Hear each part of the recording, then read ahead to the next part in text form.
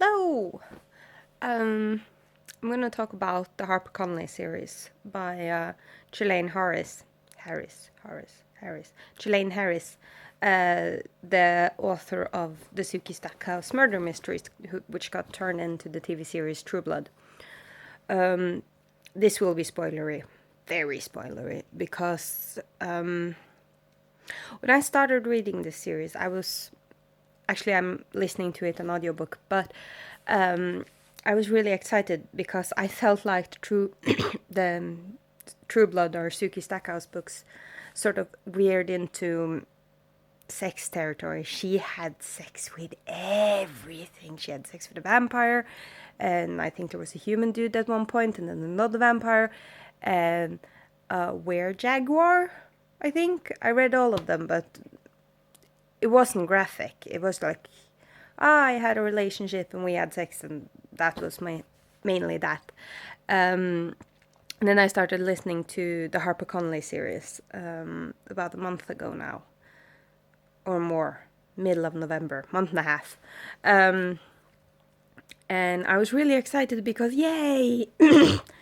Urban fantasy that wasn't porn, and she didn't really have sex. She wasn't a prude or anything, but you got the impression that that wasn't a thing. And here's where the spoilers come. I would just like to say that the books are perfectly fine. I'm midway out in the fourth one, and after this I will quit because I've got some issues now. So from here on out there will be spoilers, because the thing that bothered me was that Harper Connelly, the protagonist, and her brother stepbrother, so there's no like genes, they don't share any genes or anything, and they might share genes but not genetic material. Anyway, so she figures out that she's in love with her brother, and there's this major to do about, oh my god, there's an ick factor there, and I'm like, yeah, I get that. They've grown up together, their parents were married, her mom and his dad, and there's this whole thing about their parents turning into drug addicts and whatever. But anyway, there's this ick factor that most every other character sort of addresses, and they go like, no, it's not ick, nothing ick here. And I sort of agree. There's not an ick factor really, because the way I see it, okay, fine, they grew up together, but they were in this horrible situation, and if they were like foster siblings or they lived in like an orphanage or something, it wouldn't be ick for most people. And so the way I see it, they've been like their lifelong friends, and then they suddenly admit to each other that they have a crush, and then they get together, and that's not my problem. My problem is the really, really graphic sex scenes. I don't get that.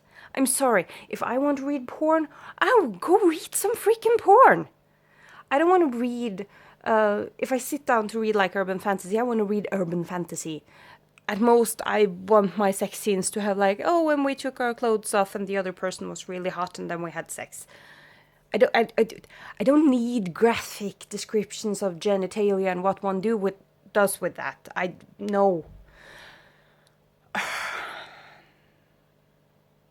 On like a whole, the books are fairly entertaining, maybe? I don't know. I got about halfway through the Suki Stackhouse books before I got really, really fed up, and then I just read the rest of the series because I like finishing things. And no, I like finishing books. I don't care so much about games and stuff. But anyway, I got about halfway before I was really sick of it, and I felt it got really stupid. I don't know how many books this series has right now, but I know it's not finished. And it's really stupid. The shtick is that the main character got hit by lightning when she was a teenager, and now she can feel dead people, and that's really interesting. That's a good shtick. She travels around the country with her brother and does readings on graves and stuff. And I don't remember what the first I don't remember the plot of all the books anymore, but the third book, there's like a serial killer, and she has to deal with that, and that's really emotional for her. And either the first or the second book, she gets called into like a university, and the university professor tries to out her as a fraud, which she isn't. And so the plots in them are fairly interesting, and the characters are fairly interesting, but oh my god, the sex scenes.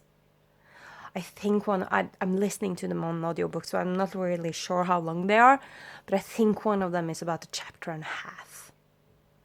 And it's so annoying, and it gets in the way of the plot, and I lose my interest, and I lose my focus. And if I was reading this on paper, I would just skip it, but that's hard to do on an audiobook.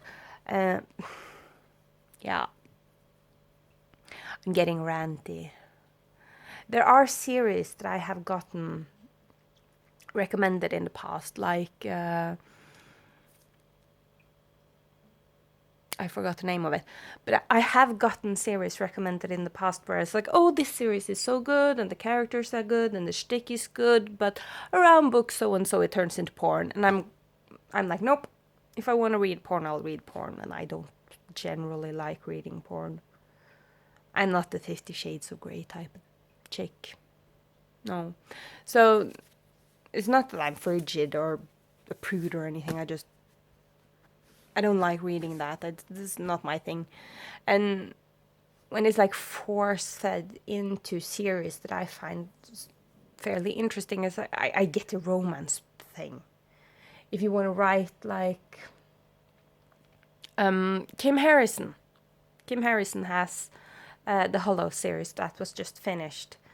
I don't think the sex scenes are graphic. I don't remember anymore. It's a long time since I've read any of the ones with the sex scenes. But it's like, oh, he took his clothes off and he was hot and we had sexes like that, I think. And there's like some explanation about attractions to vampires and stuff, because that's a thing. But it's not like distracting. Carrie Vaughan writes the Kitty Norval series, which also finished last year. Both the Hollow series and the Kitty Norval series was finished last year.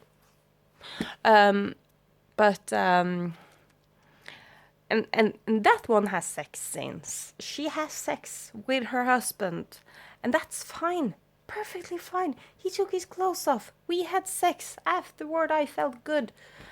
Yay! I don't need to know what he did to her genitalia or what she did to his. Not interested. It's annoying. It's in the way, it's annoying, it's distracting, it takes me out of what is generally a fine, perfectly fine book. I am buying on Audible and reading on paper. No, not reading on paper, but anyway. Forgot the name of it, but anyway, this series. And he goes around where there's a male protagonist, and he goes about lusting for everyone. At one point, he sort of kind of lusts for a 16-year-old, and then he goes, but that's ick, I won't do that anymore. But she's really hot, and she's young, and she's pretty, and she's hot, and she's 16, and I won't touch that. There's a lot of lusting, and there's some sex, but there's no description. I have no problem with the lusting. I have no problem with the sex. I have a problem with, I grabbed his penis and did this thing. I don't want to read that. Yes. Other than that, the series is good. Bye.